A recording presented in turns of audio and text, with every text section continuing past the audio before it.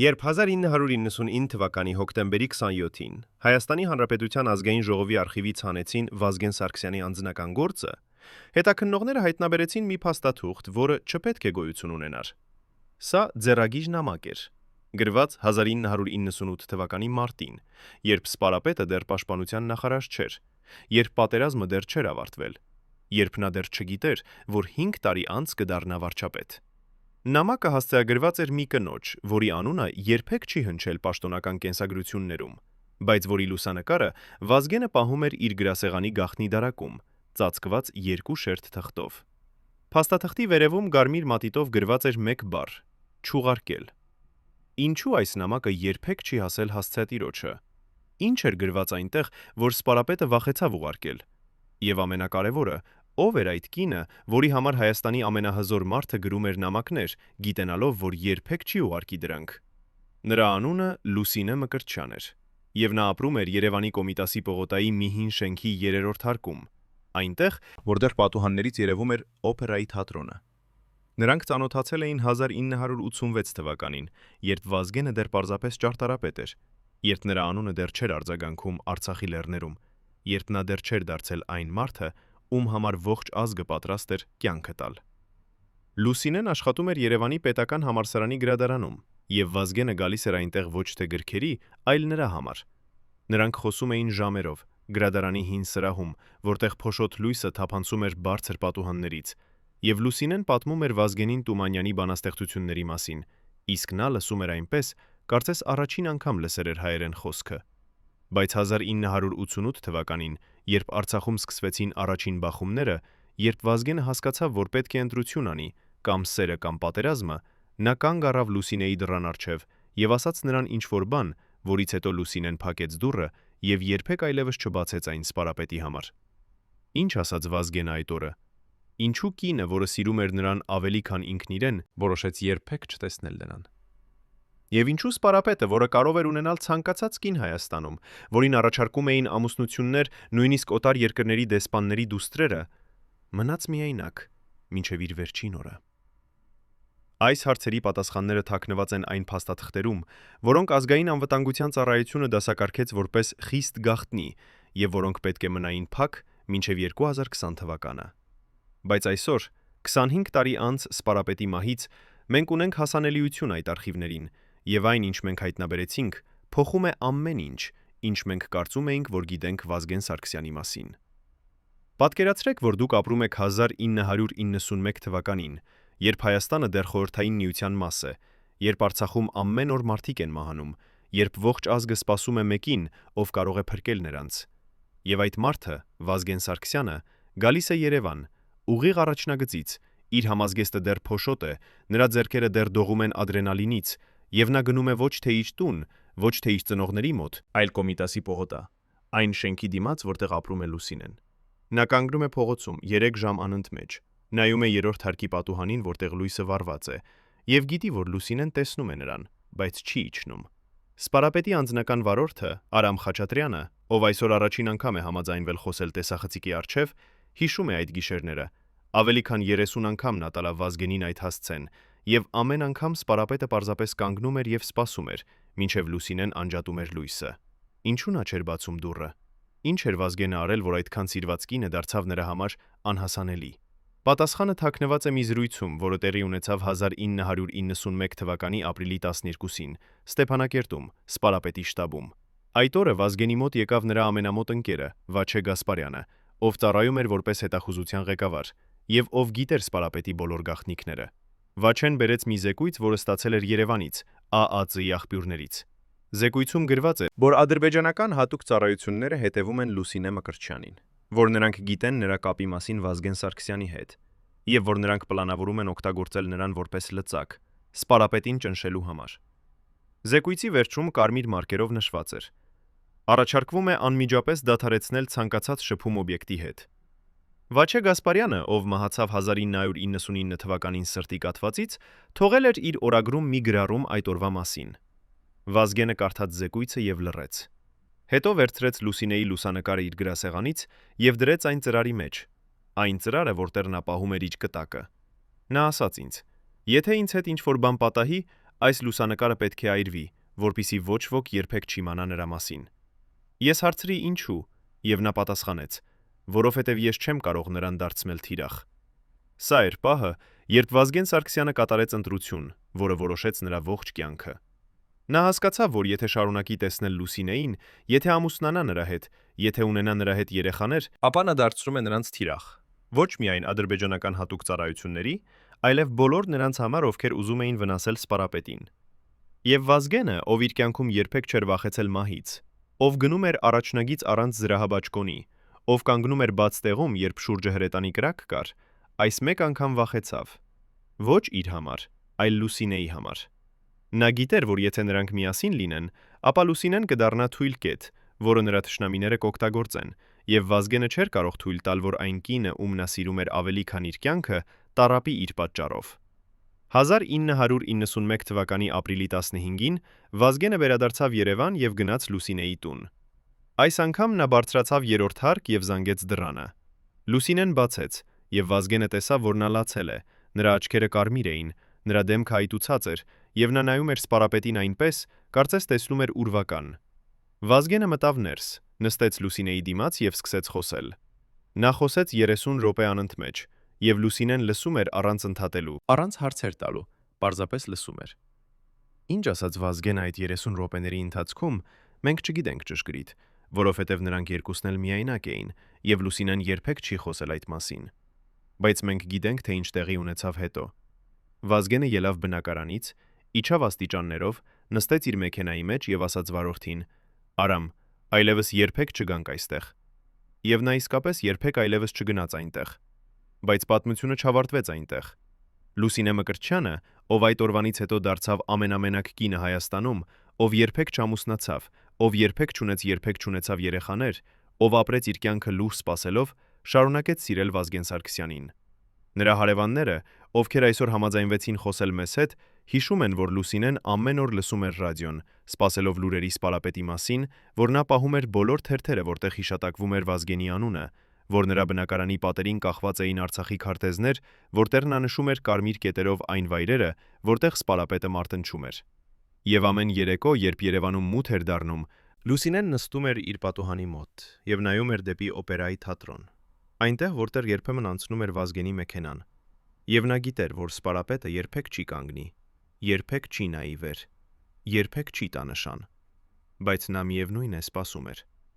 1995 թվականին, երբ պատերազմը ավարտվեց,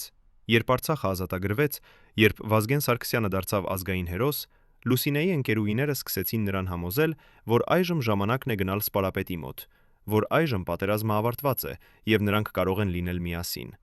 Բայց Լուսինեն մերժեց։ Նա ասաց իր ամենամոտ ընկերուհուն Գայանե Ավագյանին, ով այսօր ապրում է Ֆրանսիայում եւ ով համաձայնվեց տալ իր առաջին հարցազրույցը 35 տարվա ընթացքում, Վազգենը ինձ ասաց, որ նա ընտրեց Հայաստանը, ոչ թե ինձ, եւ ես հարգում եմ այդ ընտրությունը։ Նա ինձ ասաց, որ նրա կյանքը պատկանում է ազգին, ոչ թե մեկ կնոջ, եւ ես հասկանում եմ դա։ Բայց ամենակարևորը, նա ինձ ասաց, որ նա գիտի, որ չի ապրի երկար, որ նրա թշնամիները շատ են, եւ որ նա չի ուզում, որ ես դառնամ այրի, որ ես տառապեմ նրա մահից։ Նա ասաց. «Ավելի լավ է, որ ես սիրեմ նրան հեռվից, քան սիրեմ նրան մոտիկից եւ հետո կորցնեմ նրան»։ Այս խոսքերը բացահայտում են ամենաշոկային ճշմարտությունը Վազգեն Սարգսյանի մասին։ Նա գիտեր, որ կմեռնի։ Ոչ թե կասկածում էր, ոչ թե վախենում էր, այլ գիտեր։ Եվ նա չէր ուզում, որ Լուսինեն լինի այն կինը, ով կմնա այրի, ով կտառապի, ով կապրի իր մնացած կյանքը սևերի մեջ։ Սպարապետը, ով իր կյանքում կատարել էր հարյուրավոր ռազմավարական որոշումներ, ով պլանավորել էր ամենաբարդ ռազմական գործողությունները, ով միշտ մտածում էր 5 քայլ առաջ, այս անգամ մտածեց 10 տարի առաջ եւ տեսավ իր սեփական մահը։ Եվ նա որոշեց, որ Լուսինեն չպետք է լինի այնտեղ, երբ այդ մահը կգա։ Բայց ինչպես Վազգենը գիտեր, որ կմեռնի։ Ով էր նրան սպառնացել։ Եվ ամենակարևորը, արդյոք նա գիտեր, թե երբ եւ ինչպես կմեռնի։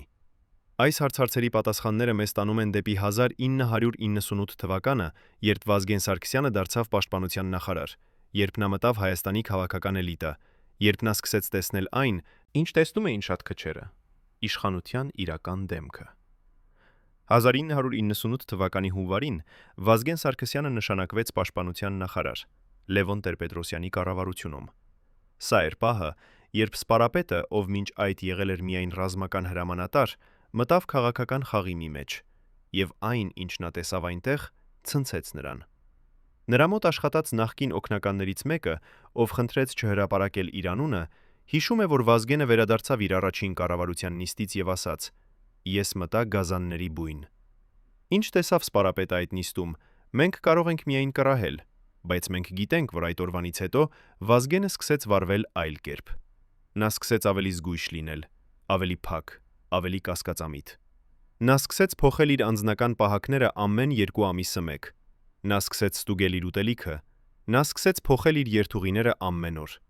Եվ նա սկսեց գրել նամակներ Լուսինեին, նամակներ, որոնք երբեք չուղարկեց։ Այդ նամակներից մեկը, որը հայտնաբերվեց սպարապետի անձնական գործում, թվագրված է 1998 թվականի մարտի 12-ով։ Նամակը գրված է ձեռագրով Վազգենի բնորոշ կոպիտ տառերով, եւ այն սկսվում է այսպես. Լուսինե, եթե դու կարդում ես այս նամակը, նշանակում է ես մեռել եմ։ Ես գիտեմ, որ դու կմեղադրես քեզ, որ դու կմտածես, թե եթե մենք միասին լինեինք, ապա ես ավելի զգույշ կլինեի, ավելի պաշտպանված կլինեի, ավելի ապահով կլինեի։ Բայց դու սխալվում ես։ Ես մեռնում եմ ոչ թե որովհետև միայնակ եմ, այլ որովհետև ընտրեցի ծառայել Հայաստանին, եւ այդ ծառայությունը պահանջում է զոհաբերություն։ Ամենամեծ զոհաբերությունը, որ ես կատարեցի, դա քեզ հետ չլինելն էր, բայց ես չեմ զղջում, որովհետև այդպես ես քեզ պահպանեցի։ Նամակը շարունակվում է եւս 3 էջ, եւ այնտեղ Վազգենը պատմում է Լուսինեին այն մասին, ինչ նա տեսել է իշխանության մեջ, այն մասին, թե ինչպես են քաղաքական էլիտան եւ բիզնես շրջանակները կապված, այն մասին, թե ինչպես են որոշումները կայացվում ոչ թե Հայաստանի շահերից ելնելով, այլ անձնական շահերից ելնելով։ Նա գրում է. «Ես տեսնում եմ, թե ինչպես են իմ գործընկերները վաճառում երկիրը կտոր առ կտոր, եւ ես չեմ կարող դա կանգնեցնել, որովհետեւ ես միայնակ եմ։ Բայց ես կփորձեմ, եւ ես գիտեմ, որ այդ փորձը կարժենա ինձ կյանքիս»։ Այս նամակը, որը Վազգենը գրել է 1998 թվականին, ցույց է տալիս, որ սպարապետը արդեն այն ժամանակ գիտեր, որ նրա օրերը հաշված են, եւ որ նա պատրաստվում էր իր վերջին մարտին։ Բայց ով էր այն թշնամին, որին Վազգենը վախենում էր։ Ով էր այն մարդը կամ խումբը, որը սպարապետը գիտեր, որ կսպանի իրեն։ Եվ ինչու նա չփորձեց պաշտպանվել, չփորձեց խուսափել, չփորձեց պայքարել։ Այս հարցերի պատասխանները մեզ տանում են դեպի 1999 թվականը, երբ Վազգեն Սարգսյանը դարձավ վարչապետ, երբ նա ստացավ իրական իշխանություն, եւ երբ նա սկսեց իր վերջին ամենավտանգավոր խաղը։ 1999 թվականի հունիսի 11-ին Վազգեն Սարգսյանը նշանակվեց Հայաստանի վարչապետ։ Սա էր պահը, երբ սպարապետը, ով մինչ այդ եղել էր միայն պաշտպանության նախարար, ստացավ լիակատար վերահսկողություն երկրի վրա։ Եվ առաջին բան, որ նա արեց, սա էր. նա սկսեց քննություն կոռուպցիայի դեմ։ Նա սկսեց ձերբակալել բարձրաստիճան պաշտոնյաների։ Նա սկսեց փակել ապօրինի բիզնեսները։ Սա էր պահը, երբ Վազգենը դարձավ թիրախ ոչ միայն քաղաքական թշնամիների, այլև բիզնես շրջանակների, ովքեր կորցնում էին միլիոնավոր դոլարներ նրա բարեփոխումների պատճառով։ Նրա մոտ աշխատած նախկին խորհրդականներից մեկը, Արմեն Սարգսյանը, ով այսօր ապրում է Ռուսաստանում, եւ ով համաձայնվեց տալ իր առաջին հարցազրույցը 20 տարվա ընթացքում, հիշում է. Վազգենը գիտեր, որ նա ստորագրում է իր մահավճիռը։ Նա ինձ ասաց 1995 թվականի օգոստոսին, երբ մենք նստած էինք նրա աշխատասենյակում ուշ գիշերով, եւ նա ինձ ասաց. Արմեն, ես գիտեմ, որ նրանք կգան ինձ համար։ Ես հարցրի ով, եւ նա պատասխանեց. բոլորը։ Բոլորը, ում ես վնասեցի, բոլորը, ում ես խանգարեցի, բոլորը, ում ես կանգնեցրի։ Նրանք միավորվելու են, եւ նրանք կգան։ Ես հարցրի. ինչու չես կանգնեցնում, ինչու չես հեռանում, ինչու չես փախչում։ Եվ նա ինձ նայեց այնպես, կարծես ես հարցրել էի ամենաանմիտ հարցը աշխարհում, եւ ասաց. որովհետեւ եթե ես հեռանամ, ապա ով է շարունակելու այն, ինչ ես սկսեցի։ Այս խոսքերը բացահայտում են Վազգեն Սարգսյանի բնավորության ամենակարևոր գիծը։ Նա էր մարդ, ով երբեք չէր հրաժարվում իր առաքելությունից, նույնիսկ եթե այդ առաքելությունը նշանակում էր մահ։ Նա գիտեր, որ նրա բարեփոխումները անհրաժեշտ են Հայաստանին։ Նա գիտեր, որ եթե նա կանգնի, ապա կոռուպցիան կվերադառնա, ապա երկիրը կվերադառնա քաոսի մեջ, ապա ամեն ինչ, ինչի համար նա պայքարել էր Արցախում, կլինի ընդունայն։ Եվ Վազգենը որոշեց, որ ավելի լավ է մեռնել, քան ապրել եւ տեսնել, թե ինչպես է Հայաստանը քայքայվում։ Բայց նա չէր ուզում, որ Լուսինեն տեսնի այդ մահը։ Նա չէր ուզում, որ Լուսինեն լինի այնտեղ, երբ նրան կսպանեն, երբ նրա մարմինը կընկնի, երբ նրա արյունը կթափվի։ Նա չէր ուզում, որ Լուսինեի վերջին հիշողությունը նրա մասին լինի մահվան պատկերը։ Եվ դրա համար նա պահպանեց հեռավորությունը։ Դրա համար նա երբեք չթույլ տվեց Լուսինեին մոտենալ։ Դրա համար նա ապրեց իր վերջին տարիները միայնակ։ 1999 թվականի հոկտեմբերի 27-ին, երբ Վազգեն Սարգսյանը մտավ ազգային ժողովի նիստերի դահլիճ, երբ նա նստեց իր տեղում եւ սկսեց լսել падգամավորների հարցերը, նա չգիտեր, որ սա նրա վերջին օրն է։ Կամ գուցե գիտեր։ Գուցե նա զգաց, որ այսօր է այն օրը, որին նա սպասել էր 8 տարի։ Գուցե նա տեսավ ինչ-որ նշան, ինչ-որ ազդանշան, ինչ-որ բան, որ ասաց նրան. «Սա է վերջը»։ Մենք երբեք չենք իմանա, թե ինչ էր անցնում Սպարապետի գլխում այդ վերջին ժամերին, բայց մենք գիտենք, որ նա մտածում էր Լուսինեի մասին։ Ինչպես մենք գիտենք դա։ Որովհետև Վազգենի անձնական վարորդը, Արամ Խաչատրյանը, ով այդ օրը տարավ Սպարապետին ազգային ժողով, հիշում է, որ երբ նրանք անցնում էին Կոմիտասի պողոտայով, Վազգենը հանկարծ ասաց. «Արամ, կանգնիր»։ Արամը կանգնեցրեց մեքենան եւ Վազգենը նայեց դեպի այն շենքը, որտեղ ապրում էր Լուսինեն։ Նա նայեց երկար,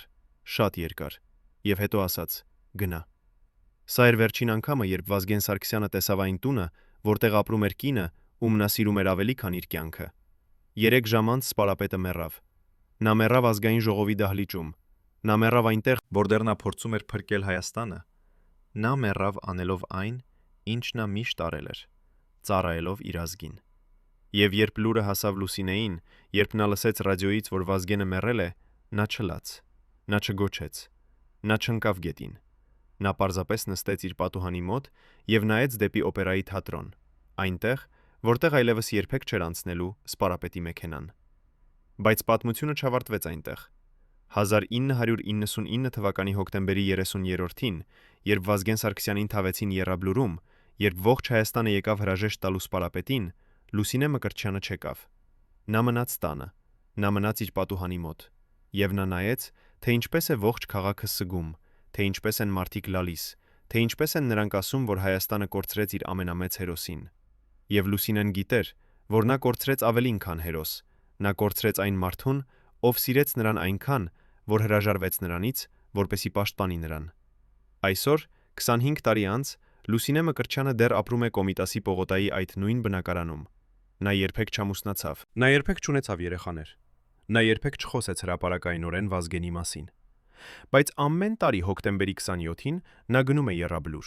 Նա կանգնում է Սպարապետի գերեզմանի մոտ եւ նա դնում է մի կարմիր վարդ, առանց ոչ մի գրություն, առանց ոչ մի անուն, պարզապես մի վարդ։ Եվ բոլորը, ովքեր տեսնում են նրան, գիտեն, թե ով է նա, բայց ոչ ոք չի մոտենում, ոչ ոք չի խոսում, ոչ ոք չի հարցնում։ Որովհետև բոլորը հարգում են այն սերը, որը Վազգենը եւ Լուսինեն ունեցան։ Սերը, որը եղավ այնքան մեծ, որ նրանք հրաժարվեցին միմյանցից, որպիսի պաշտպանեն միմյանց։ Արդյոք Վազգենը սխալվեց։ Արդյոք նա պետք է ընտրեր Լուսինեին, ոչ թե Հայաստանը։ Արդյոք նա պետք է ապրեր իր կյանքը սիրելով եւ սիրված լինելով, ոչ թե մեռնել միայնակ եւ անծանոթ։ Այս հարցերը մենք չենք կարող պատասխանել, որովհետև մենք չենք կարող դատել մարդուն, ով զոհաբերեց ամեն ինչ իր ազգի համար։ Բայց մենք կարող ենք հարցնել, արդյոք Հայաստանը արժանի էր այդ զոհաբերությանը։ Արդյոք մենք, ովքեր այսօր ապրում ենք ազատ Հայաստանում, գիտակցում ենք, թե ինչ հետևանքներ ունեցավ Հայաստանի իրողությունները մեր համար։ Այս հարցերը պետք է բացվեն մեզ այժմ։ Այսքանը։ Այս նշանակում է Հայկ Սարգսյանի հերավար մեկնաբանությունը։ Այս մտքերը նա հայտնել է մեր հետևից։ Նրա կարծիքով, եթե հասարակությունը պարզապես չի հակցում, թե ինչ գնով եկավ այդ ազատությունը։ Եվ արդյոք մենք պատրաստ ենք պահպանել այն, ինչ Վազգենը մեզ թողեց։ Մինչև վերջին պահը ես հավատացի, որ մենք կփրկվենք, ասում է Վազգեն Սարգսյանի անձնական պահակազորի նախկին սպան Գևորգ Մանուկյանը, ձեռքերը դեռ դողալով 35 տարի անց։ Ինչ գիտեր այս մարդը, ինչ մենք չգիտենք։ Այսօր, առաջին անգամ 3 տասնամյակի ընթացքում 3 նախկին անդամներ Սպարապետի ներքին շրջանակից հերկին շրջանակից համաձայնվեցին խոսել տեսախցիկի առջև։ Նրանց բացահայտումները փոխելու են ամեն ինչ, ինչ դուք կարծում էիք, որ գիտեք Վազգեն Սարգսյանի վերջին օրերի մասին։ Գևորգ Մանուկյանը, ով ծառայել է Սպարապետի կողքին 1996 թվականից մինչև 1999 թվականը, պահպանել է մի օրագիր, յուրաքանչյուր օր նշելով Վազգենի տրամադրությունը, նրա խոսքերը, նրա վախերը։ Այդ օրագիրը, որը երբեք չի հրապարակվել, պարունակում է մանրամասներ, որոնք ցնցում են նույնիսկ ամենապատրաստված հետազոտողներին։ Ինչու Գևորգը որոշեց խոսել հենց հիմա։ Ինչու նա ռիսկի դրեց իր անվտանգությունը։ Եվ ամենակարևորը, ինչ է նա պատմելու մեզ այն մասին, ինչ տեղի ունեցավ Սպարապետի վերջին ամիսներին, երբ Վազգենը սկսեց պատրաստվել իր անխուսափելի ճակատագրին։ 1999 թվականի հուլիսին, ընդամենը 4 ամիս առաջ իր մահից, Վազգեն Սարգսյանը կանչեց Գևորգ Մանուկյանին իր աշխատասենյակ, ուշ գիշերով, երբ բոլոր մյուսները արդեն հեռացել էին։ Գևորգը հիշում է, որ Սպարապետը նստած էր իր գրասեղանի մոտ և առջևում ուներ բացված մի թղթապանակ, լի փաստաթղթերով, որոնք նշված էին կարմիր կնիքներով։ Վազգենը նայեց Գևորգին և ասաց. «Ես ուզում եմ, որ դու իմանաս ինչ-որ բան, որովհետև եթե ինձ հետ ինչ-որ բան պատահի, դու պետք է պատմես ճշմարտությունը»։ Գևորգը նստեց, և Սպարապետը սկսեց խոսել, 3 ժամ անընդմեջ, առանց դադարի, առանց ընդմիջման։ Նա պատմեց Գևորգին այն մասին, ինչ տեղի էր ունենում Հայաստանի իշխանության ամենաբարձր մակարդակներում, այն մասին, թե ինչպես էին բաժանվում երկրի ռեսուրսները, այն մասին, թե ինչպես էին որոշումները կայացվում ոչ թե ժողովրդի, այլ նեղ շահախմբերի օգտին։ Վազգենը խոսեց անուններով, թվերով, փաստերով։ Նա ասաց Գևորգին, որ վարչապետ դառնալով, նա սկսել է քննություն, որը բացահայտել է կոռուպցիայի ցանց այնպիսի մասշտաբների, որ եթե այն լիովին բացահայտվեր, ապա կքայքայվեր ողջ քաղաքական համակարգը։ Բայց ամենաշոկայինը եղավ այն, ինչ Վազգենը ասաց Գևորգին այդ 3 ժամվա վերջում։ Սպարապետը փակեց թղթապանակը, դրեց այն իր սեյֆում և հետո դարձավ դեպի Գևորգը և ասաց. «Ես ստացել եմ 3 նախազգուշացում վերջին 2 ամսվա ընթացքում։ Առաջին նախազգուշացումը եկավ Մոսկվայից, մի հին ընկերոջից, ով ծառայում է ՖՍԲ-ում։ Նա ինձ զանգահարեց և ասաց, որ ռուսական հատուկ ծառայությունները լսել են, որ Երևանում պլանավորվում է ինչ-որ բան իմ դեմ։ Երկրորդ նախազգուշացումը եկավ Վաշինգտոնից, ԿՀՎ-ի աղբյուրից, ով ասաց, որ ամերիկյան հետախուզությունը ընդգծել է Հայաստանը որպես անկայուն տարածաշրջան և որ նրանք սպասում են իրադարձությունների զարգացման։ Երրորդ նախազգուշացումը եկավ այստեղից, Երևանից, մի մարդուց, ում ես վստահում եմ ավելի քան ինձ, և նա ինձ ասաց, որ նա լսել է զրույցներ, որ ինձ ուզում են հեռացնել։ Գևորգը հարցրեց. «Ով»։ Եվ Վազգենը պատասխանեց. «Եթե ես քեզ ասեմ անունները, դու կդառնաս թիրախ, ինչպես ես եմ։ Բայց դու պետք է իմանաս մի բան. նրանք շատ են, նրանք հզոր են, և նրանք որոշել են, որ ես պետք է անհետանամ»։ Այս խոսակցությունը, որը Գևորգ Մանուկյանը գրանցել է իր օրագրում 1999 թվականի հուլիսի 15-ին, ցույց է տալիս, որ Վազգեն Սարգսյանը ոչ միայն գիտեր իր մահվան մասին, այլև գիտեր, որ այդ մահը պլանավորված էր բազմաթիվ ուժերի կողմից, ներքին և արտաքին։ Բայց ինչու նա չփորձեց փախչել, ինչու նա չփորձեց պաշտպանվել, ինչու նա շարունակեց իր աշխատանքը, իմանալով, որ ամեն օր մոտեցնում է նրան դեպի վերջը։ Գևորգը հարցրեց նույն հարցը այդ գիշերը, և Վազգենը պատասխանեց. «Որովհետև եթե ես փախչեմ, ապա ով է շարունակելու պայքարը։ Եթե ես հանձնվեմ, ապա ամեն ինչ, ինչի համար մենք մարտնչեցինք Արցախում, ամեն ինչ, ինչի համար մարդիկ մեռան, կլինի ընդունայն։ Ես չեմ կարող թույլ տալ դա»։ Բայց Սպարապետի ներսում ապրում էր մի այլ պատերազմ, պատերազմ, որը նա մղում էր ինքն իր հետ, պատերազմ սիրո և պարտականության միջև։ Գևորգ Մանուկյանը հիշում է, որ 1999 թվականի օգոստոսին, երբ նրանք վերադառնում էին մի աշխատանքային այցից Գյումրի, Վազգենը հանկարծ հրամայեց վարորդին շրջել և գնալ Երևան այլ ճանապարհով, այն ճանապարհով, որը անցնում էր Կոմիտասի պողոտայով։ Երբ նրանք հասան այն շենքին, որտեղ ապրում էր Լուսինե Մկրտչյանը, Վազգենը կանգնեցրեց մեքենան և նայեց դեպի 3-րդ հարկի պատուհանը։ Լույսը վառված էր, և Գևորգը տեսավ, որ Սպարապետի աչքերում հայտնվեցին արցունքներ։ Վազգենը նստեց այնտեղ 10 րոպե, լուռ, անշարժ, պարզապես նայելով այդ պատուհանին։ Հետո նա շրջվեց դեպի Գևորգը և ասաց. «Դու գիտես, թե ինչու ես երբեք չամուսնացա։ Ոչ թե որովհետև չունեի ժամանակ, ոչ թե որովհետև չգտա ճիշտ կնոջը, այլ որովհետև ես գտա նրան, բայց չկարողացա պահել նրան։ Եվ ամենավատը, ես չկարողացի պահել նրան, որովհետև ես սիրում էի նրան չափազանց շատ, որպեսզի դարձնեմ նրան թիրախ»։ Այս խոստովանությունը, որը Վազգենը արեց իր ամենավստահելի պահակին, բացահայտում է Սպարապետի ներքին տառապանքը։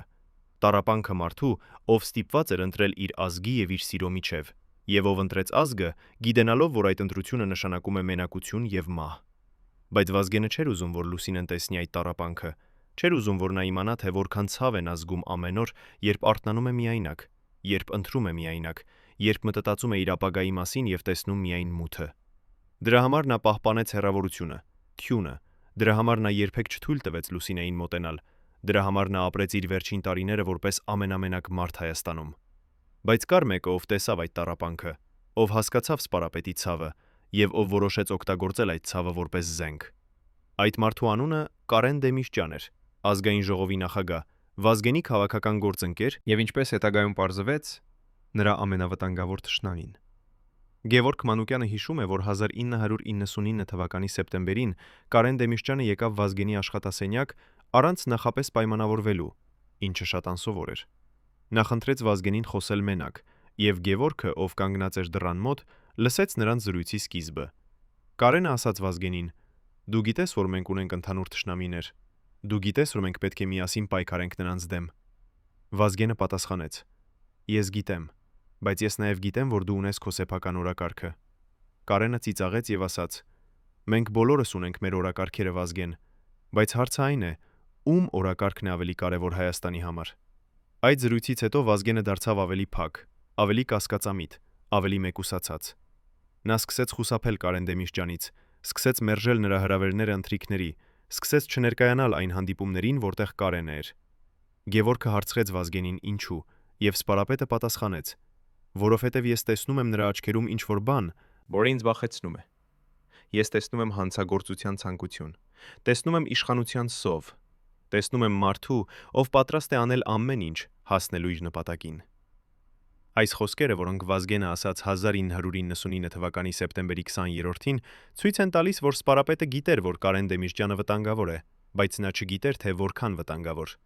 1999 թվականի հոկտեմբերի սկզբին Վազգեն Սարգսյանը ստացավ մի զեկույց իր անվտանգության ծառայությունից, որը փոխեց ամեն ինչ։ Զեկույցում գրված էր, որ Կարեն Դեմիրճյանը գաղտնի հանդիպումներ է ունեցել մի խմբի հետ, որը ներառում էր բարձրաստիճան բիզնեսմեններ, նախկին KGB սպաներ եւ քաղաքական գործիչներ, ովքեր բոլորը ունեին մեկ ընդհանուր նպատակ՝ հեռացնել Վազգեն Սարգսյանին իշխանությունից։ Զեկույցը նաև պարունակում էր ձայնագրություններ այդ հանդիպումներից, որտեղ Կարենը ասում էր. «Վազգենը դարձել է խոչընդոտ, նա խանգարում է մեր բիզնեսին, նա քայքայում է մեր կապերը, նա պետք է անհետանա»։ Երբ Վազգենը կարդաց այդ զեկույցը, նա կանչեց Գևորգ Մանուկյանին եւ ասաց. «Հիմա ես գիտեմ, թե ով է իմ ամենամեծ թշնամին, եւ նա նստած է ազգային ժողովի նախագահի աթոռին»։ Բայց Վազգենը չարեց այն, ինչ ակնկալում էին շատերը։ Նա չձերբակալեց Կարեն Դեմիրճյանին, չհրապարակեց զեկույցը, չսկսեց հրապարակային պատերազմ։ Փոխարենը նա որոշեց շարունակել իր աշխատանքը, կարծես ոչինչ չէր տեղի ունեցել, կարծես նա չգիտեր, որ նրա ամենամոտ գործընկերը պլանավորում է նրա մահը։ Ինչու Վազգենը արեց այդպես։ Գևորգը հարցրեց նույն հարցը, եւ սպարապետը պատասխանեց. «Որովհետեւ եթե ես հարձակվեմ Կարենի վրա, ապա ես սկսում եմ քաղաքացիական պատերազմ։ Եթե ես ձերբակալեմ նրան, ապա նրա կողմնակիցները կապստամբեն եւ Հայաստանը կընկնի քաոսի մեջ։ Ես չեմ կարող թույլ տալ դա։ Ես նախընտրում եմ մեռնել, քան տեսնել Հայաստանը կրկին արյունի մեջ»։ Այս որոշումը, որը Վազգեն Սարգսյանը կայացրեց 1999 թվականի հոկտեմբերի սկզբին, էր նրա վերջին ամենամեծ զոհաբերությունը։ Նա ընտրեց զոհաբերել իր կյանքը, որպեսզի փրկի իր երկիրը քաղաքացիական պատերազմից։ Նա ընտրեց լռել այն մասին, ինչ գիտեր, որպեսզի չքայքայի Հայաստանի քաղաքական համակարգը։ Նա ընտրեց մեռնել, որպեսզի ապրի իր ազգը։ Բայց արդյոք այդ զոհաբերությունը արժանի էր։ Արդյոք Հայաստանը, որի համար Վազգենը տվեց ամեն ինչ, գնահատեց այդ զոհաբերությունը։ Եվ արդյոք մենք, ովքեր այսօր ապրում ենք այս երկրում, հիշում ենք, թե ինչ գնով եկավ մեր խաղաղությունը։ Պատկերացրեք, որ դուք բժիշկ եք, եւ ձեզ մոտ բերում են երկրի ամենահզոր մարդուն, գաղտնի, գիշերվա մութ ժամին, երբ ոչ ոք չպետք է իմանա այդ այցի մասին։ Պատկերացրեք, որ այդ մարդը ձեզ ասում է. «Ես ունեմ ցավեր, որոնք չեն անցնում։ Ես ունեմ ախտանիշներ, որոնք վատանում են, բայց ոչ ոք չպետք է իմանա այդ մասին»։ Եվ պատկերացրեք, որ երբ դուք սկսում եք հետազոտությունը, դուք հայտնաբերում եք ինչ-որ բան, որը փոխում է ամեն ինչ։ Ախտորոշում, որը բացատրում է չէ ոչ միայն ֆիզիկական ցավերը, այլև վարքագծի փոփոխությունները, որոնք բոլորը նկատել էին վերջին ամիսներին։ Դոկտոր Արմեն Ավագյանը, ով ծառայել է որպես Վազգեն Սարգսյանի անձնական բժիշկ 1998 թվականից մինչև 1999 թվականը, այսօր առաջին անգամ է համաձայնվում խոսել տեսախցիկի առջև։ Նրա բացահայտումները ցնցող են։ Վազգեն Սարգսյանը տառապում էր հիվանդությունից, որը նա թաքցրել է հայ ժողովրդից տասնամյակներ շարունակ։ Այս փաստաթղթավորված բժշկական գործը, որը ազգային անվտանգության ծառայությունը պահպանել է որպես խիստ գաղտնի,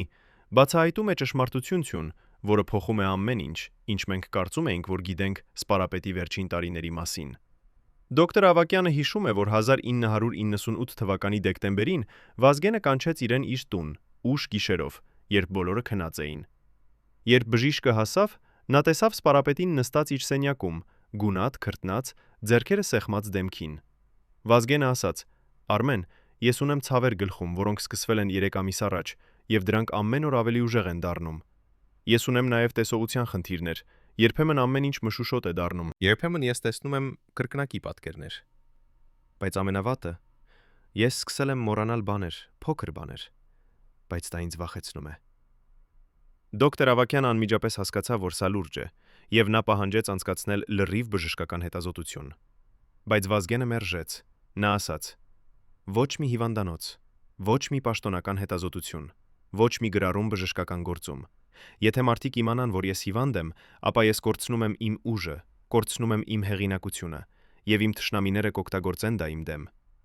Դոկտոր Ավագյանը, ով այսօր ապրում է Կանադայում եւ ով համաձայնվեց տալ իր առաջին հարցազրույցը 25 տարվա ընթացքում, հիշում է, որ նա համոզեց Վազգենին թույլ տալ գոնե մի հիմնական հետազոտություն, գաղտնի, իր տանը, առանց որևէ պաշտոնական գրառման։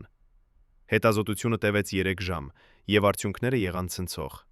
Դոկտոր Ավագյանը հայտնաբերեց, որ Վազգենը ունի բարձր արյան ճնշում, 190-110 մմ սնդիկի սյուն, որը շատ վտանգավոր է։ Նա նաև հայտնաբերեց անկանոն սրտի ռիթմ, որը ցույց էր տալիս սրտի խնդիրներ։ Բայց ամենավտանգավորը եղավ նեյրոլոգիական հետազոտության արդյունքը։ Վազգենը ցույց էր տալիս նշաններ, որոնք կարող էին ցույց տալ ուղեղի անոթային խնդիրներ, հնարավոր միկրոինսուլտներ, որոնք արդեն տեղի էին ունեցել։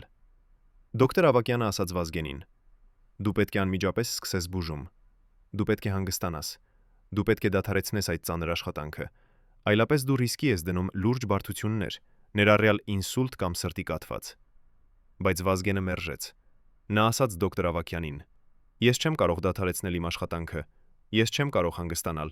Ես չեմ կարող թույլ տալ, որ իմ հիվանդությունը դառնա պատճառ, որ ես լքեմ իմ պարտականությունները։ Տուր ինձ դեղեր, որոնք կօգնեն ինձ շարունակել, եւ մի խոսիր ոչ ոքի այս մասին»։ Դոկտոր Ավագյանը, ով գիտեր, որ նա չի կարող ստիպել սպալապետին, սկսեց տալ նրան դեղորայք, արյան ճնշումը իջեցնելու համար, սրտի ռիթմը կարգավորելու համար, ցավերը թեթևացնելու համար։ Բայց նա նաև գիտեր, որ այդ դեղերը միայն ժամանակավոր լուծում էին, եւ որ եթե Վազգենը չփոխի իր ապրելակերպը, ապա նրա առողջությունը կշարունակի վատանալ։ 1999 թվականի հունվարից մինչև հոկտեմբերը դոկտոր Ավագյանը այցելում էր Վազգենին շաբաթը 2 անգամ, գաղտնի, միշտ գիշերվա ժամերին, միշտ առանց որևէ պաշտոնական գրառման։ Նա տեսավ, թե ինչպես է սպարապետի առողջությունը վատանում ամիս առ ամիս։ Վազգենի գլխացավերը դարձան ավելի հաճախ եւ ավելի ուժեղ։ Նրա տեսողության խնդիրները դարձան ավելի լուրջ, նրա հիշողության խնդիրները դարձան ավելի նկատելի։ Բայց ամենավտանգավորը եղավ այն, որ Վազգենը սկսեց ունենալ պահեր, երբ նա կորցնում էր գիտակցությունը, կարճ պահերի համար, մի քանի վայրկյան, բայց բավական, որպեսզի դոկտոր Ավագյանը հասկանար, որ սպարապետի ուղեղը տառապում է լուրջ վնասվածքներից։ Դոկտոր Ավագյանը կրկին եւ կրկին աղաչում էր Վազգենին դադարեցնել աշխատանքը, գնալ հիվանդանոց, անցնել լրիվ հետազոտություն, բայց սպարապետը ամեն անգամ մերժում էր։ 1999 թվականի սեպտեմբերին դոկտոր Ավագյանը նկատեց ինչ-որ բան, որը նրան շատ անհանգստացրեց։ Վազգենի վարքագիծը սկսեց փոխվել։ Նա դարձավ ավելի դժկամ, ավելի վճռական, ավելի անտարբեր վտանգի նկատմամբ։ Դոկտոր Ավագյանը գիտեր, որ այս վարքագծի փոփոխությունները կարող էին լինել նրա հիվանդության արդյունք։ Ուղեղի անոթային խնդիրները կարող էին ազդել նրա դատողության վրա, նրա ռիսկերի գնահատման վրա, նրա ինքնապահպանման ինստինկտի վրա։ Բայց երբ բժիշկը փորձեց խոսել Վազգենի հետ այդ մասին, սպարապետը ասաց. «Արմեն, ես գիտեմ, թե ինչ է տեղի ունենում ինձ հետ։ Ես գիտեմ, որ իմ մարմինը քայքայվում է, բայց իմ միտքը դեռ պարզ է, եւ ես գիտեմ, թե ինչ պետք է անեմ։ Ես պետք է ավարտեմ այն, ինչ սկսեցի, նույնիսկ եթե դա նշանակում է, որ ես չեմ տեսնի վերջը»։ Այս խոսքերը, որոնք Վազգենը ասաց դոկտոր Ավագյանին 1999 թվականի սեպտեմբերի վերջին, ցույց են տալիս, որ սպարապետը ոչ միայն գիտեր իր մահվան մասին, այլև գիտեր, որ նրա հիվանդությունը արագացնում է այդ մահը։ Բայց նա ընտրեց չդադարեցնել, ընտրեց շարունակել, ընտրեց մղել իր մարմինը դեպի սահմանը եւ ավելի հեռու։ Ինչու Վազգենը արեց այդպես։ Դոկտոր Ավագյանը կարծում է, որ գիտի պատասխանը։ Վազգենը գիտեր, որ նրա ժամանակը սահմանափակ է, ոչ միայն քաղաքական իմաստով, այլև բժշկական իմաստով։ Նա գիտեր, որ նրա մարմինը չի դիմանա երկար, եւ նա ուզում էր անել որքան հնարավոր է շատ այն ժամանակում, որը նրան մնացել էր։ Նա ապրում էր ոչ թե օրեր, այլ ժամեր, եւ նա ուզում էր, որ ամեն ժամ հաշվի։ Բայց կար մեկ այլ պատճառ, որը դոկտոր Ավագյանը հայտնաբերեց միայն հետո, երբ նա գտավ Վազգենի անձնական գրառումները։ Սպարապետը պահում էր մի փոքր տետրակ, որտեղ նա գրում էր իր մտքերը, ամեն գիշեր, երբ նա չէր կարողանում քնել ցավերի պատճառով։ Այդ տետրակում, որը դոկտոր Ավագյանը գտավ Վազգենի գրասեղանի գաղտնի դարակում, կար մի գրառում, որը թվագրված էր 1999 թվականի օգոստոսի 15-ով։ Վազգենը գրել էր. «Արմենը ինձ ասաց այսօր, որ ես կարող եմ ունենալ ինսուլտ ցանկացած պահի, որ իմ սիրտը կարող է կանգ առնել ցանկացած պահի, որ իմ ուղեղը կարող է դադարել աշխատել ցանկացած պահի։ Բայց ես չեմ վախենում մահից։ Ես վախենում եմ միայն մի բանից՝ մեռնել առանց ավարտելու իմ աշխատանքը։ Ես վախենում եմ մեռնել եւ թողնել Հայաստանը այն մարդկանց ձեռքերում, ովքեր կվաճառեն այն կտոր առ կտոր։ Ես վախենում եմ մեռնել եւ իմանալ, որ ամեն ինչ, ինչի համար ես պայքարեցի, կլինի ընդունայն»։ Այս գրառումը բացահայտում է Վազգեն Սարգսյանի ամենախորը վախը, ոչ թե մահվան վախը, այլ անիմաստ մահվան վախը։ Նա չէր վախենում մեռնելուց, բայց նա վախենում էր մեռնել առանց իմաստի, մեռնել առանց արդյունքի, մեռնել եւ տեսնել, թե ինչպես է նրա աշխատանքը քայքայվում։ Եվ այդ վախը էր այն, ինչ մողում էր նրան շարունակել, նույնիսկ երբ ծնրա մարմինը աղաչում էր դադարեցնել, նույնիսկ երբ նրա բժիշկը նախազգուշացնում էր նրան, նույնիսկ երբ նա գիտեր, որ ամեն օր կարող էր լինել նրա վերջին օրը։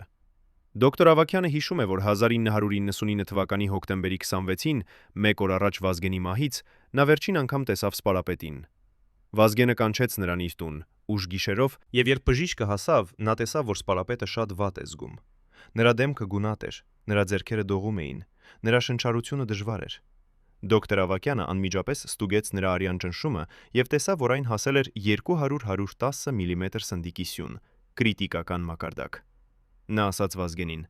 «Դու պետք է անմիջապես գնաս հիվանդանոց։ Դու պետք է ստանաս շտապ բուժօգնություն, այլապես դու կարող ես մեռնել այս գիշեր»։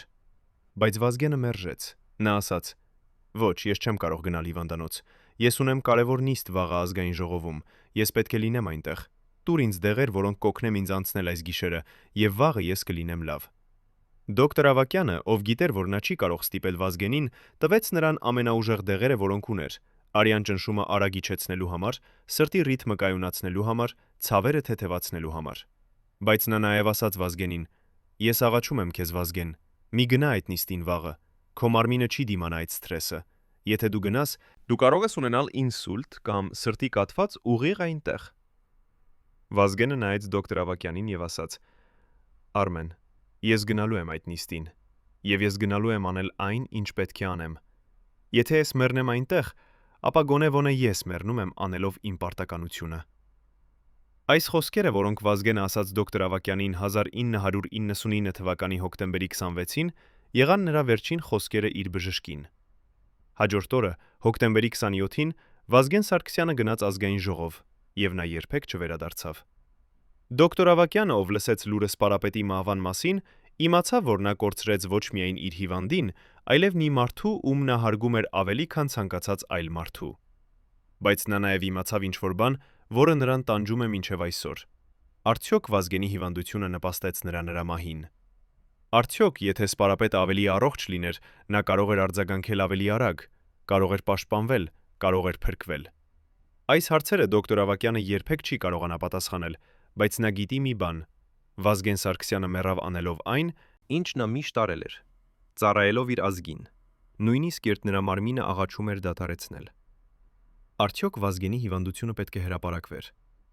Արդյոք հայ ժողովուրդը պետք է իմանար, որ նրանց Սպարապետը տառապում էր լուրջ առողջական խնդիրներից։ Եվ արդյոք այդ գիտելիքը կփոխեր ինչ-որ բան այն օրը, երբ Վազգենը մտավ ազգային ժողովի դահլիճ իր վերջին անգամ։ Երբ մարդիկ խոսում են Վազգեն Սարգսյանի մասին, նրանք միշտ հիշում են Սպարապետին, ռազմական հրամանատարին, քաղաքական գործիչին, ազգային հերոսին։ Բայց շատ քչերը գիտեն մյուս Վազգենի մասին, այն մարդու մասին, ով ապրում էր իր ներսում, այն մարդու մասին, ով երազում էր ոչ թե իշխանության, այլ պարզ երջանկության մասին։ Այսօր, առաջին անգամ 25 տարվա ընթացքում մենք ունենք հասանելիություն Վազգենի անձնական գրառումներին, այն տետրակներին, որոնք նա պահում էր իր գրասեղանի գաղտնի դարակում, այն նամակներին, որոնք նա գրում էր, բայց երբեք չուղարկում էր, այն մտքերին, որոնք նա գրանցում էր ուշ գիշերներին, երբ նա չէր կարողանում քնել։ Այս փաստաթղթերը, որոնք ազգային արխիվը դասակարգել էր որպես խիստ գաղտնի, եւ որոնք պետք է մնային փակ մինչև 2020 թվականը, բացահայտում են մի Վազգեն Սարգսյան, ում մենք երբեք չենք տեսել, խոցելի, վախեցած, միայնակ եւ սիրող։ 1999 թվականի մարտի 12-ին, ընդամենը 7 ամիս առաջ իր մահից, Վազգենը գրեց մի նամակ Լուսինե Մկրտչյանին։ Նամակ, որը նա երբեք չուղարկեց, բայց որը նա պահեց իր ամենաթանկ փաստաթղթերի հետ։ Նամակը սկսվում է այսպես. Լուսինե, այսօր ես 20 տարեկան եմ դարձել այն օրվանից, երբ ես վերջին անգամ տեսա քեզ։ 20 տարի, որոնք անցան ինչպես մի երազ, ինչպես մի ցավ, ինչպես մի հիշողություն, որը երբեք չի անհետանում։ Ես գիտեմ, որ դու երբեք չես կարդա այս նամակը։ Ես գիտեմ, որ ես երբեք չեմ ուղարկի այն, բայց ես պետք է գրեմ այն, որովհետև եթե ես չգրեմ, ապա ես կխենթանամ այն բոլոր խոսքերից, որոնք ես երբեք քեզ չասացի։ Նամակը շարունակվում է 5 էջ, եւ այնտեղ Վազգենը պատմում է Լուսինեին այն մասին, ինչն ազգում է ամեն օր, երբ արթնանում է եւ գիտի, որ նա երբեք չի տեսնի նրան, երբ ընտրում է միայնակ, եւ հիշում է այն ժամանակները, երբ նրանք միասին էին, երբ լսում է երաժշտություն եւ հիշում է Լուսինեի ձայնը։ Նա գրում է. Մարդիկ կարծում են, որ ես ուժեղ եմ, որ ես անվախ եմ, որ ես անհաղթ եմ, բայց նրանք չգիտեն, որ ամեն գիշեր, երբ ես փակում եմ իմ աչքերը, ես տեսնում եմ քեզ, եւ ես զգում եմ այնպիսի ցավ, որը ոչ մի վերք չի կարող տալ։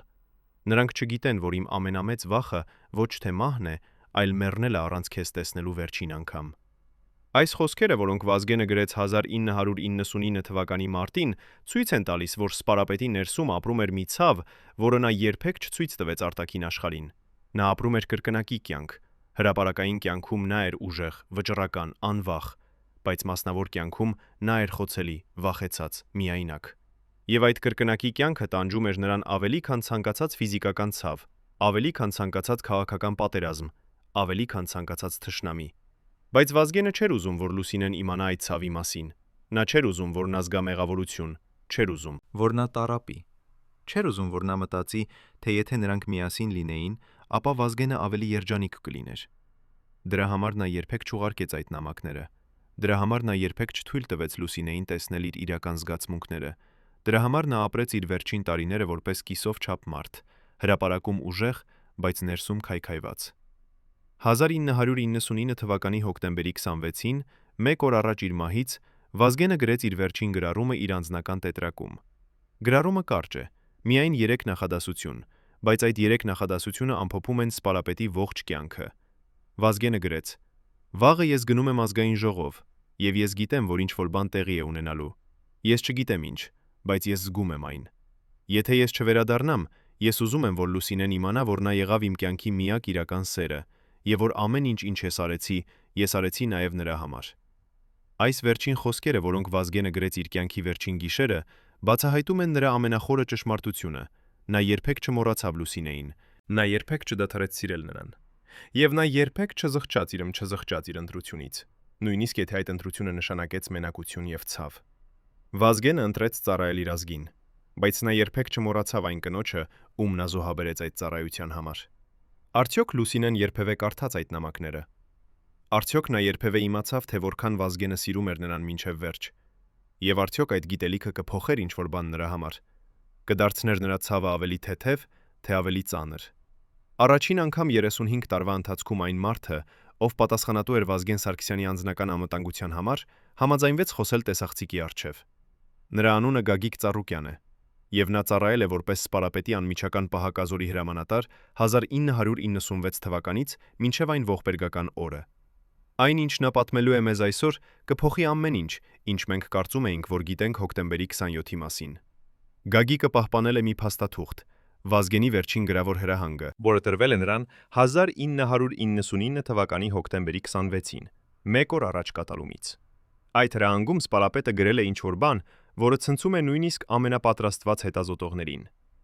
Ինչու Վազգենը հրամայեց իր սեփական պահակներին չպաշտպանել իրեն այդ օրը։ Ինչու նա արգելեց նրանց մտնել ազգային ժողովի դահլիճ։ Եվ ամենակարևորը, ինչու նա ստորագրեց իր սեփական մահավճիռը, գիտակցաբար, հաշվարկված կերպով, առանց վարանելու։ Գագիկ Ծառուկյանը հիշում է, որ 1999 թվականի հոկտեմբերի 26-ի երեկոյան ժամը 8-ից հետո Վազգենը կանչեց իրեն իր տուն, ոչ թե աշխատասենյակ, այլ անձնական բնակարան, որտեղ սպարապետը երբեք չէր ընդունում աշխատանքային հանդիպումներ։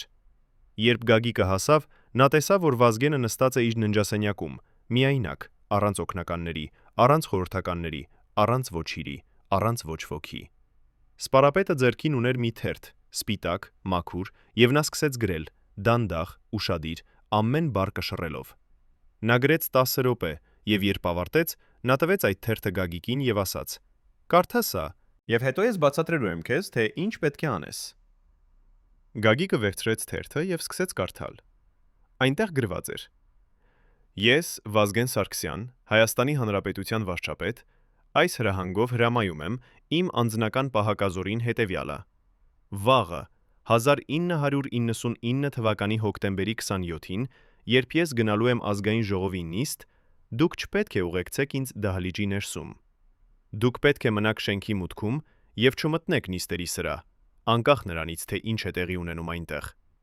Եթե դուք լսեք կրակոցներ, եթե դուք լսեք աղմուկ, եթե դուք լսեք ինչ-որ բան անսովոր, դուք միևնույն է չպետք է մտնեք։ Սա իմ վերջնական հրամանն է, եւ ես պահանջում եմ, որ այն կատարվի անվերապահորեն»։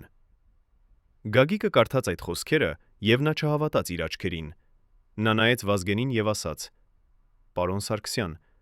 ես չեմ կարող կատարել այս հրահանգը։ Իմ պարտականությունը պաշտպանել ձեզ է, իմ երդումը պահպանել ձեր կյանքն է։ Եթե ես չմտնեմ դահլիճ, եթե ես թույլ տամ, որ ձեզ հետ ինչ-որ բան պատահի, ապա ես դավաճանում եմ իմ երդումը»։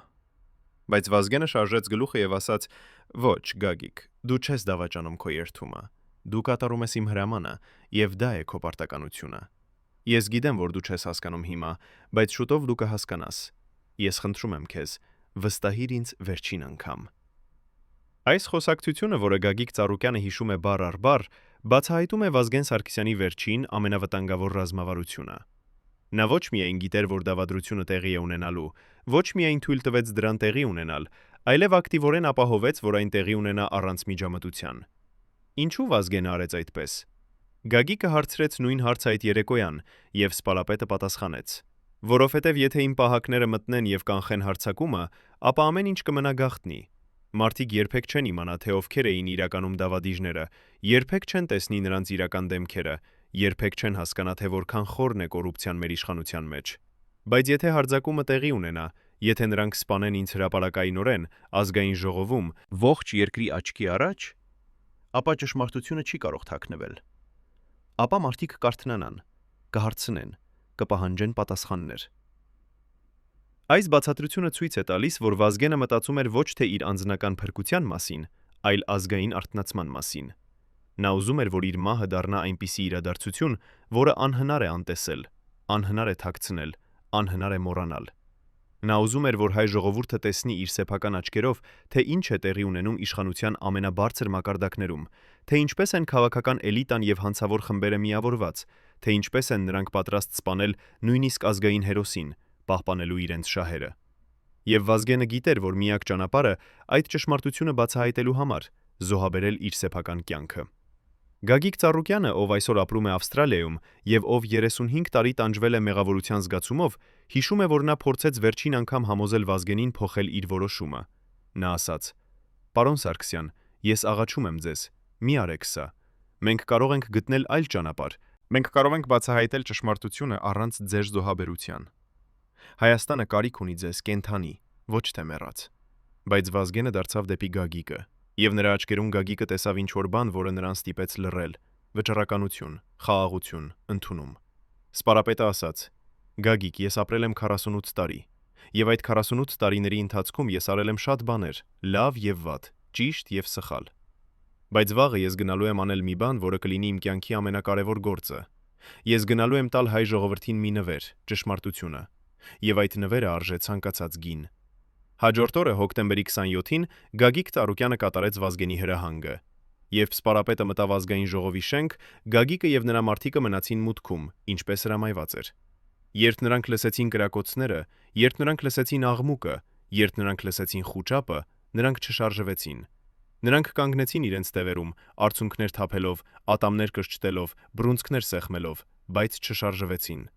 որովհետև նրանք գիտեին, որ սա էր Վազգենի վերջին հրամանը, եւ նրանք պետք է հարգեին այն, անկախ նրանից, թե որքան ցավ էր դա պատճառում նրանց։ Երբ ամեն ինչ ավարտվեց, երբ կրակոցները դադարեցին, երբ դահլիճը լցվեց ոստիկանությամբ եւ շտապ օգնությամբ, Գագիկը վերջապես մտավ ներս։ Նա տեսավ Վազգենի մարմինը, ընկած գետին, արյունի մեջ, անշարժ։ Նա մոտեցավ սպարապետին եւ ծնրադրեց նրա կողքին։ Նա վերցրեց Վազգենի ձեռքը, դեռ տաք, դեռ փափուկ,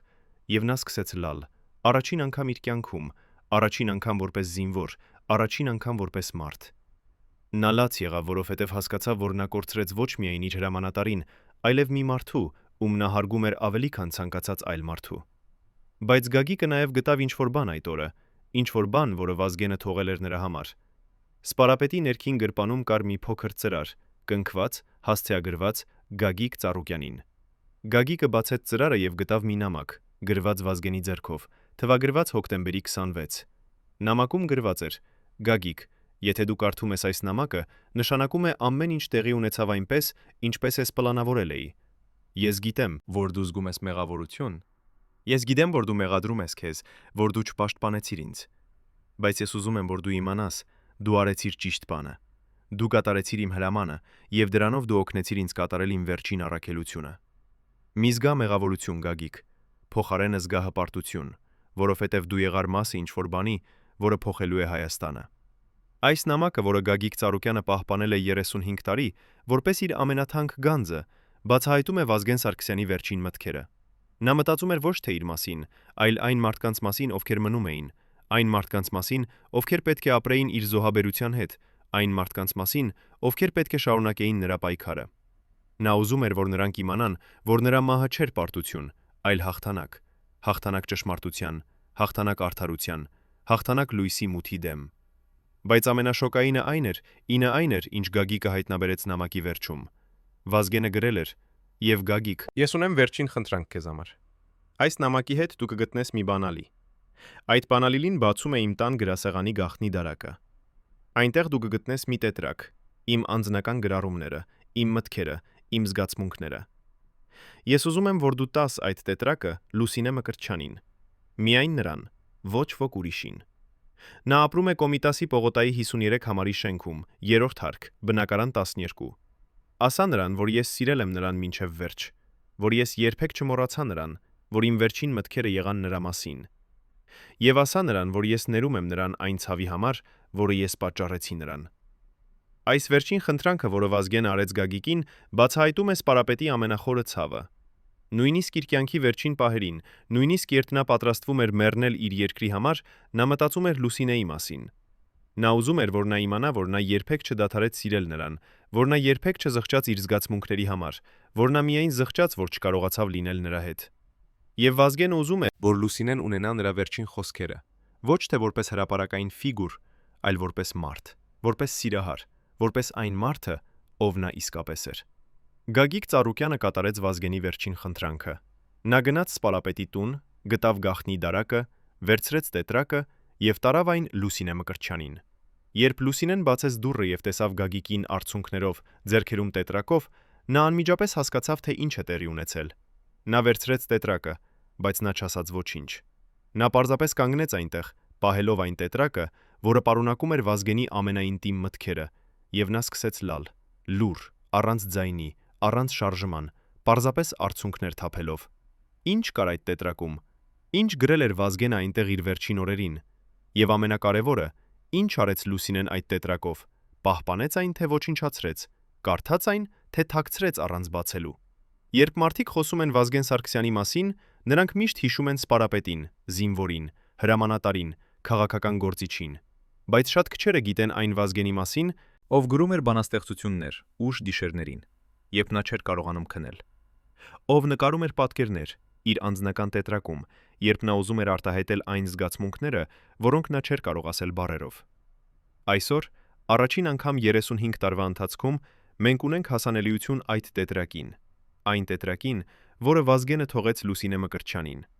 այն տետրակին, որը Լուսինեն պահպանել է ամբողջ այս տարիները, այն տետրակին, որը նա այսօր համաձայնվեց ցույց տալ մեզ, առաջին եւ վերջին անգամ։ Ինչու Լուսինեն որոշեց բացել այս գաղտնիքը հենց հիմա։ Ինչ փոխվեց նրա մեջ, որ նա պատրաստ է կիսվել այն ամենաինտիմ բանով, որ նա ուներ Վազգենից։ Եվ ամենակարևորը, ինչ է գրված այդ տետրակում, որը կփոխի ամեն ինչ, ինչ մենք կարծում էինք, որ գիտենք Սպարապետի մասին։ Լուսինե Մկրտչյանը, ով այսօր 81 տարեկան է, ով դեռ ապրում է Կոմիտասի պողոտայի այդ նույն բնակարանում, ով երբեք չամուսնացավ, ով երբեք չխոսեց հրապարակայնորեն Վազգենի մասին, այսօր նստած է մեր դիմաց, ձեռքերում պահելով այն տետրակը, որը դարձել է նրա կյանքի ամենաթանկ գանձը։ Տետրակը հին է, կաշվե կազմով, դեղնած էջերով, Վազգենի կոպիտ ձեռագրով լի։ Լուսինեն բացում է այն դանդաղ, շատ դանդաղ, կարծես վախենում է, որ էջերը կփշրվեն, կարծես վախենում է, որ հիշողությունները կանհետանան։ Նա սկսում է կարդալ, բարձր ձայնով, դողացող ձայնով, բայց պարզ ձայնով։ Առաջին գրառումը թվագրված է 1998 թվականի հունվարի 1-ով։ Վազգենը գրել է. «Այսօր ես դարձա պաշտպանության նախարար։ Բոլորը շնորհավորում են ինձ, բոլորը ասում են, որ սա մեծ պատիվ է, մեծ պատասխանատվություն է։ Բայց ես զգում եմ միայն դատարկություն։ Ես նստում եմ իմ նոր աշխատասենյակում, նայում եմ պատուհանից դուրս եւ ես տեսնում եմ Կոմիտասի պողոտան։ Ես տեսնում եմ այն շենքը, այն շենքը, որտեղ դու ապրում ես, Լուսինե, եւ ես մտածում եմ, արդյոք դու գիտես, որ ես այստեղ եմ։ Արդյոք դու մտածում ես իմ մասին։ Արդյոք դու սիրում ես դեռ ինձ։ Ես գիտեմ, որ ես չունեմ իրավունք հարցնել այդ հարցերը։ Ես գիտեմ, որ ես եմ այն մարդը, ով հեռացավ քեզանից, ով ընտրեց պարտականությունը սիրո փոխարեն։ Բայց ես չեմ կարող դադարեցնել մտածել քո մասին։ Այս գրառումը, որը Վազգենը արեց իր առաջին օրը որպես պաշտպանության նախարար, ցույց է տալիս, որ նույնիսկ իր կարիերայի ամենաբարձր կետում, նույնիսկ երբ նա ստացավ այն պաշտոնը, որի համար նա պայքարել էր տարիներ շարունակ, նա մտածում էր Լուսինեի մասին։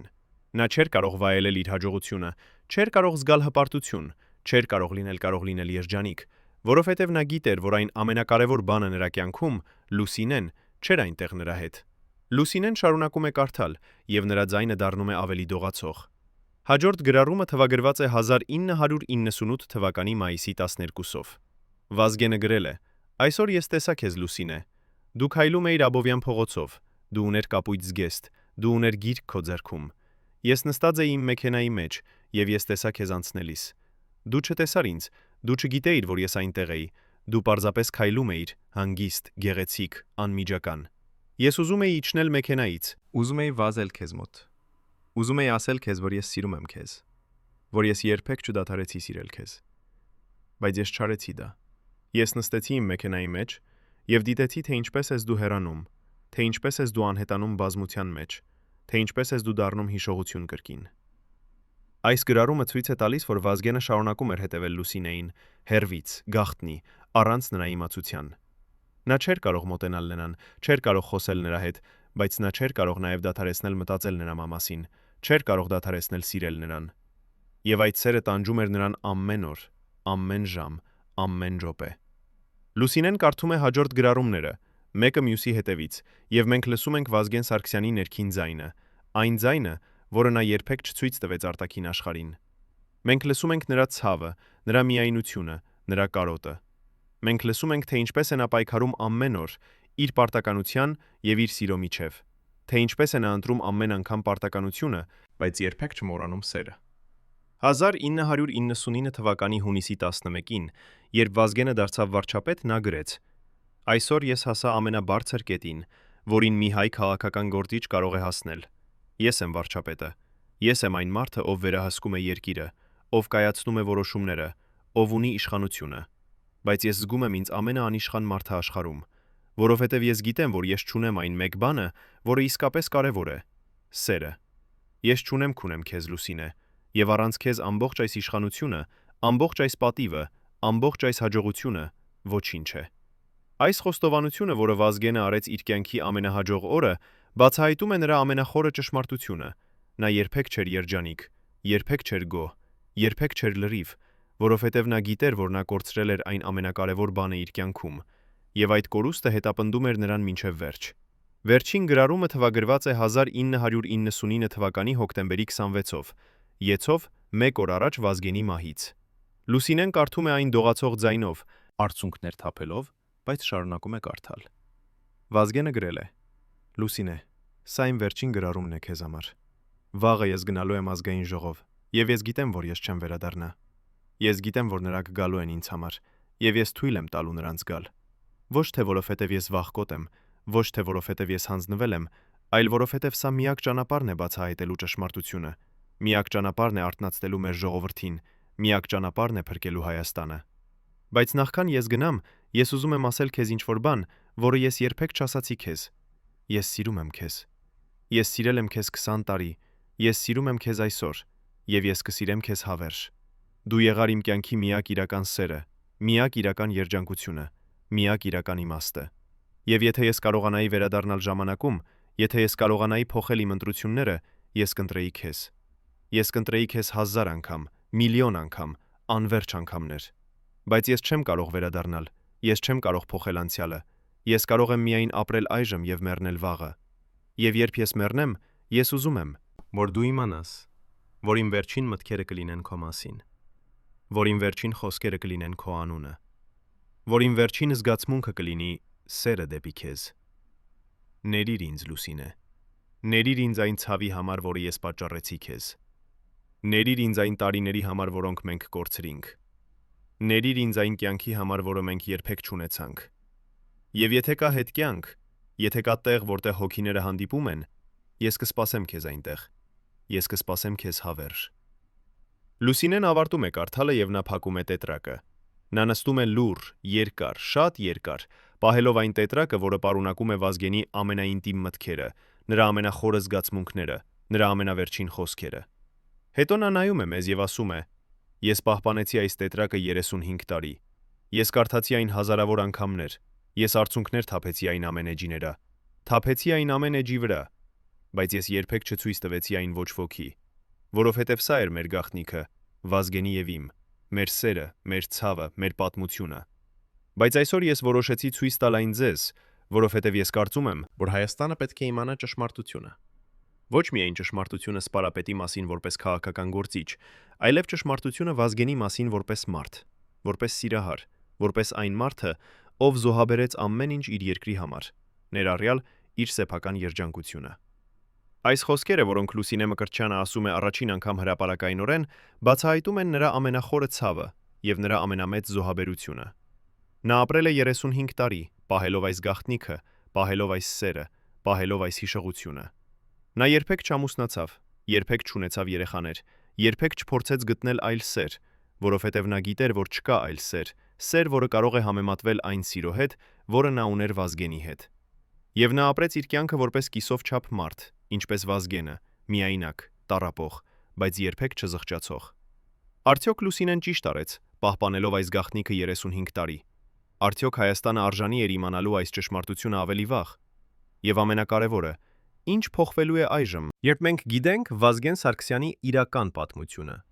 ոչ միայն որպես Սպարապետի, այլև որպես մարդու, ով սիրեց եւ կորցրեց, ով ընտրեց եւ զղջաց, ով ապրեց եւ մեռավ։ Միայնակ, բայց երբեք չմոռանալով այն կնոջը, ում նա սիրել էր ավելի, քան իր կյանքը։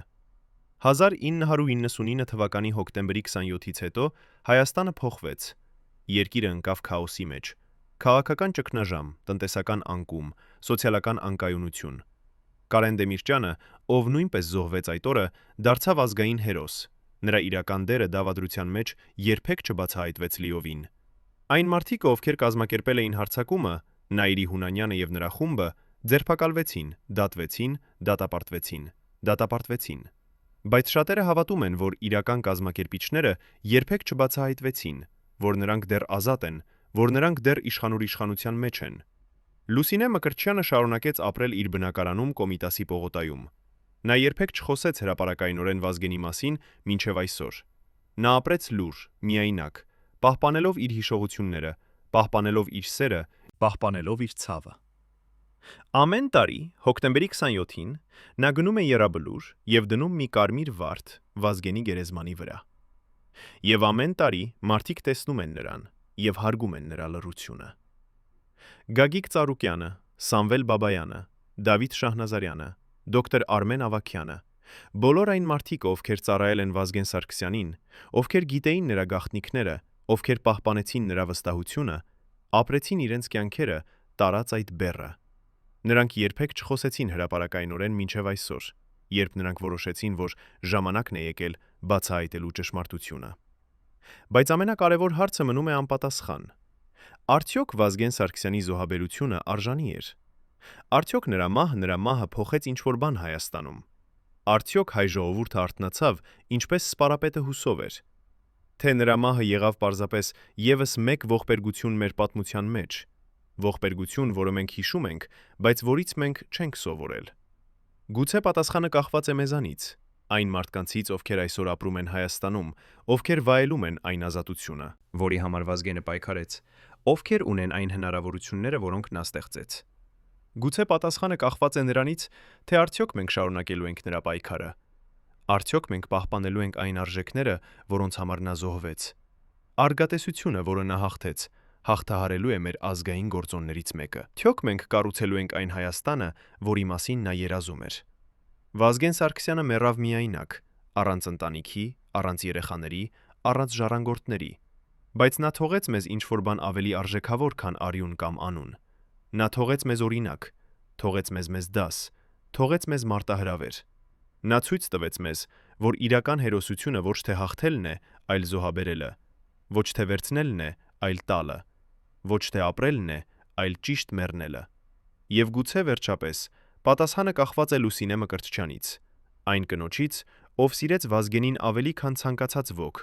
ով պահպանեց նրա հիշողությունը ավելի հավատարիմ, քան ցանկացած ոք, ով ապրեց իր կյանքը որպես կենդանի հուշարձան նրա սիրո համար։ Երբ մենք հարցնում ենք Լուսինեին, արդյոք Վազգենի զոհաբերությունը արժանի էր, նա պատասխանում է. ես չգիտեմ, թե արդյոք Հայաստանը արժանի էր Վազգենի զոհաբերությանը։